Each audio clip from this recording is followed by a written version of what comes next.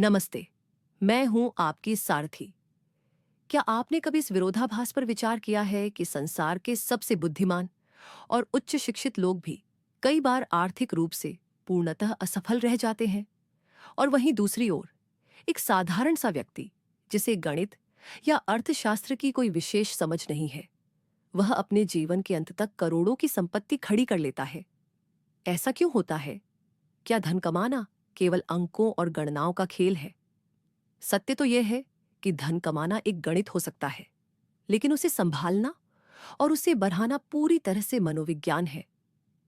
आज हम Morgan Housel की विश्व प्रसिद्ध पुस्तक द साइकोलॉजी ऑफ मनी की एक अद्भुत यात्रा पर निकलेंगे। परंतु इस यात्रा की एक विशेषता है। आज हम इन सिद्धांतों को केवल एक विदेशी लेखक की दृष्टि से नहीं देखेंगे।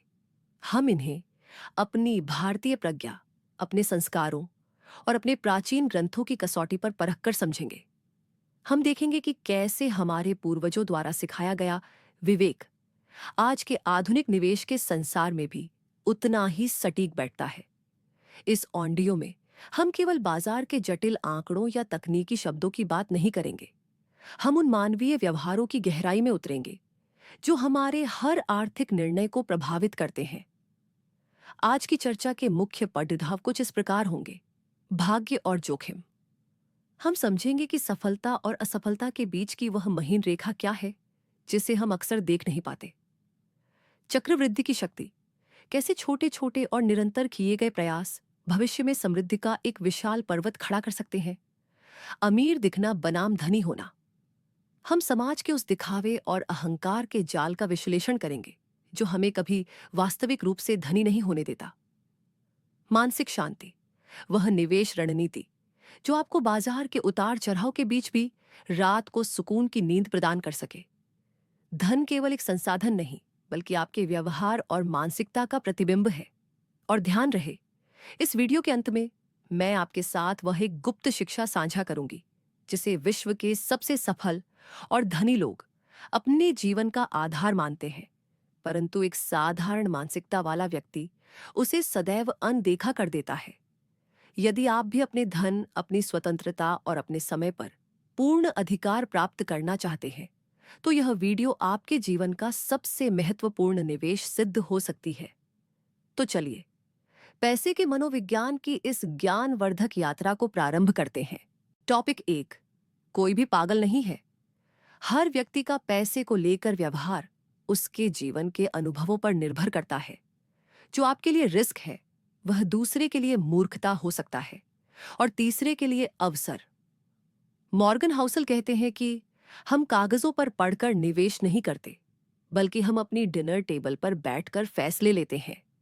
एक इंसान जिसने गरीबी देखी है, वह लॉटरी टिकट खरीदने को एक मौका मानता है, जबकि एक अमीर इंसान इसे बेवकूफी मानता है। दोनों अपनी जगह सही हैं। इसे सब्जेक्टिव रियलिटी कहते हैं, यानी हर इंसान का अपना एक सच होता है। भारतीय संदर्भ में हमारे देश में सोना खरीदना केवल निवेश नहीं, बल्कि स्त्रीधन और सुरक्षा का प्रतीक है। पश्चिम का कोई निवेशक इसे मृत निवेश कह सकता है, लेकिन एक भारतीय परिवार के लिए यह विपत्ति का सबसे बड़ा सहारा है। आदि शंकराचार्य जी का माया सिद्धांत कहता है कि यह संसार माया है। यहां माया का मतलब यह नहीं कि दुनिया मौजूद नहीं है, बल्कि इसका मतलब यह है कि हम दुनिया को वैसी नहीं देखते जैसी वो है, बल्कि वैसी देखते हैं जैसे हम खुद हैं। मान लीजिए, अंधेरे में एक रस्सी पड़ी है। एक व्यक्ति उसे देखकर सांप समझता है और डर जाता है। दूसरा उसे माला समझता है और खुश होता है।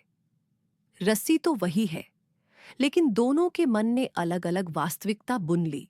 शंकराचार्य जी के माया सिद्धांत की तरह ही पैसे का बाजार है, जहां एक निवेशक को गिरावट में डर यानी सांप दिखता है, वहीं दूसरे को निवेश का अवसर यानी माला दिखता है।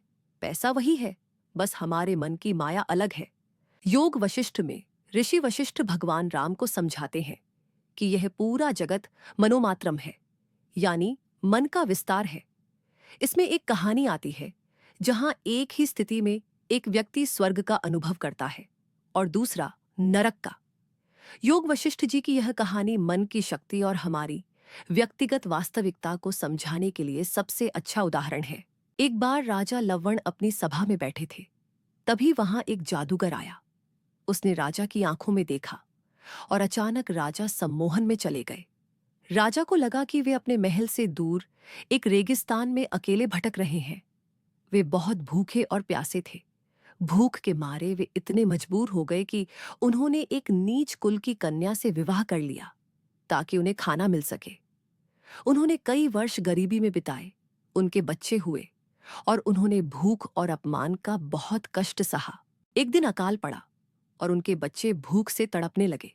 राजा यह सब सहन नहीं कर पाए और उन्होंने खुद को आग में झोंकने का फैसला किया। जैसे ही राजा आग में कूदे, उनकी आंख खुल गई। वे अपनी सभा में ही बैठे थे।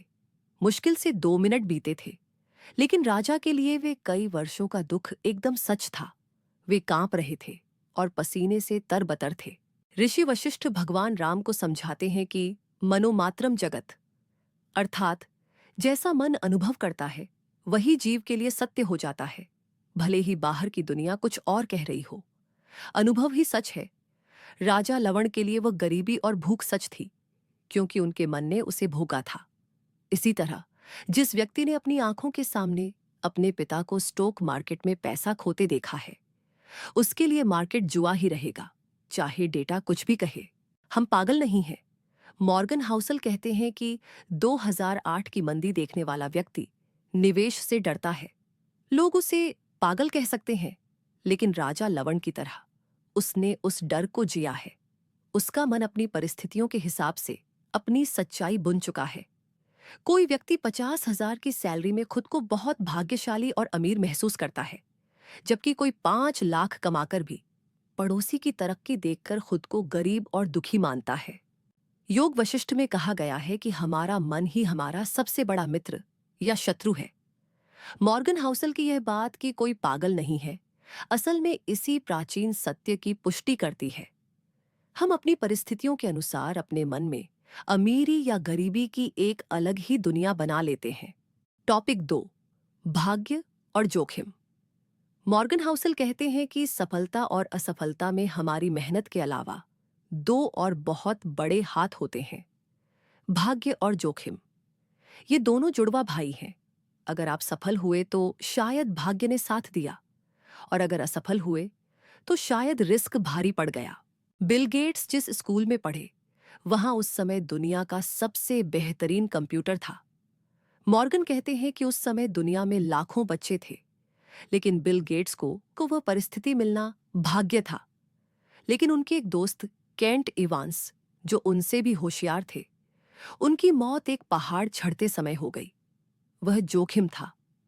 भगवान कृष्ण ने गीता में कहा है कि किसी भी कार्य की सिद्धि के लिए 5 कारण जिम्मेदार होते हैं। अधिष्ठानम तथा कर्ता करणम च पृथक विधम, विविधाश्च पृथक चेष्टा दैवम चैवात्र पंचमम। भगवान कृष्ण इस श्लोक में समझाते हैं कि किसी भी कार्य की सफलता या परिणाम केवल इंसान की मेहनत पर निर्भर नहीं करता। हर काम को पूरा करने के पीछे 5 मुख्य कारण होते हैं। यदि इनमें से एक भी आपके पक्ष में नहीं है, तो परिणाम बदल सकता है। यह श्लोक हमें सिखाता है कि हम कर्म के मालिक तो हो सकते हैं, पर परिणाम के नहीं। वे 5 मुख्य कारक अधिष्ठान, कर्ता, करण, चेष्टा एवं बुद्धैव हैं। अधिष्ठान यानी शरीर या क्षेत्र जहां काम हो रहा है। कर्ता यानी आप जो काम कर रहा है। कर्ण यानी आपके पास मौजूद साधन या पैसे। चेष्टा यानी आपकी मेहनत और प्रयास। और दैव यानी वह भाग्य या परम शक्ति जो आपके हाथ में नहीं है। मॉर्गन हाउसल आज कह रहे हैं कि सफलता में लक का हाथ है, लेकिन कृष्ण ने 5000 वर्ष पूर्व ही कह दिया था कि आपकी मेहनत, चेष्टा के अलावा 5वां कारक दैव, भाग्य भी है। इसलिए अगर आप असफल होते हैं तो खुद को बहुत ज्यादा मत कोसिए, और सफल होते हैं तो घमंड मत कीजिए। ईर्ष्या। जब हम दूसरों की सफलता देखते हैं तो हमें लगता है उन्होंने मेहनत की, पर हमें उनका भाग्य नहीं दिखता। करुणा, कंपैशन। जब हम खुद फेल होते हैं तो हमें रिस्क दिखता है, पर दुनिया को हमारा आलस दिखता है। जब कोई छात्र किसी प्रतिस्पर्धी परीक्षा में फेल होता है तो दुनिया कहती है कि इसने मेहनत नहीं की होगी, चेष्टा की कमी। लेकिन यह श्लोक कहता है कि शायद बाकी के 3 कारक, जैसे कि उस दिन की शारीरिक स्थिति, अधिष्ठान, परीक्षा के साधन, करण या सबसे बढ़कर दैव, भाग्य, उसके पक्ष में नहीं थे। अब मेरे प्यारे श्रोताओं के लिए प्रश्न 1, आपकी आज की सफलता या स्थिति में आपकी मेहनत का हाथ अधिक है या आपके अच्छे भाग्य का? ईमानदारी से कमेंट में अपना प्रतिशत बताएं, जैसे 50% मेहनत और 50% भाग्य।